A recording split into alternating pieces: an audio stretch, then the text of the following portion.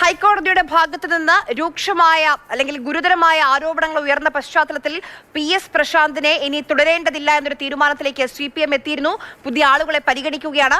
മുൻ MLA ആയ TK Devakumar Thiruvithamkoor Devaswom ബോർഡിന്റെ പ്രസിഡന്റ് ആകാനാണ് സാധ്യത. ദേവസ്വം ബോർഡ് പ്രസിഡന്റിനെ തീരുമാനിക്കാൻ CPM സംസ്ഥാന സെക്രട്ടേറിയറ്റ് യോഗം ഇന്ന് ചേരുന്നുണ്ട്.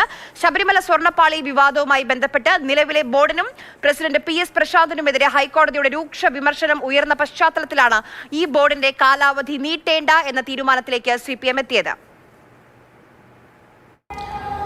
ശബരിമല സ്വർണ്ണപ്പാളി വിവാദവുമായി ബന്ധപ്പെട്ട് ദേവസ്വം ബോർഡിനെതിരെയും PS പ്രശാന്തിനെതിരെയും അതിരൂക്ഷമായിട്ടുള്ള വിമർശനം ഹൈക്കോടതിയുടെ ഭാഗത്തു നിന്നും വന്നതോടുകൂടിയാണ് ബോർഡിന്റെ കാലാവധി നീട്ടേണ്ട എന്നൊരു തീരുമാനത്തിലേക്ക് CPM നേതൃത്വം എത്തിയത്. അതുകൊണ്ട് തന്നെ പുതിയൊരു നേതൃത്വത്തെ കണ്ടെത്തുന്നതിന് വേണ്ടി, പുതിയൊരു പ്രസിഡന്റിനെ തെരഞ്ഞെടുക്കുന്നതിന് വേണ്ടി CPM സെക്രട്ടേറിയറ്റ് യോഗവും വിളിച്ചു.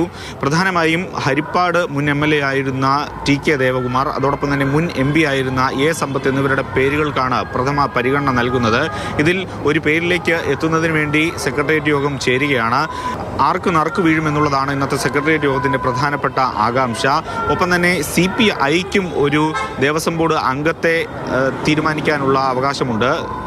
അതോടൊപ്പം തന്നെ CPIയുടെ ഒരു പ്രതിനിധിയും ദേവസ്വം ബോർഡ് അംഗമാണ്. അതിൽ CPIയുടെ സംസ്ഥാന കൗൺസിൽ അംഗമായിട്ടുള്ള വിളപ്പിൽ രാധാകൃഷ്ണനെ പാർട്ടി കഴിഞ്ഞ സെക്രട്ടേറിയറ്റ് കൂടി തീരുമാനിച്ചിരുന്നു.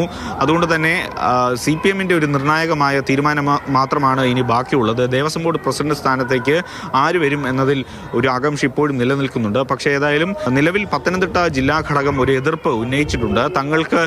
തങ്ങളുടെ ജില്ലയ്ക്ക് ഒരു അവകാശപ്പെട്ടതാണ് ഈ ദേവസ്വം ബോർഡ് പ്രസിഡന്റ് സ്ഥാനം. അതുകൊണ്ട് തന്നെ വേണമെന്നൊരു ആവശ്യം അനൌദ്യോഗികമായെങ്കിലും പാർട്ടി നേതൃത്വത്തോട് അറിയിച്ചിട്ടുണ്ട്. എന്ത് തീരുമാനം സെക്രട്ടേറിയറ്റ് യോഗത്തിൽ ഉണ്ടാകുമെന്നുള്ളതാണ് നിർണായകം.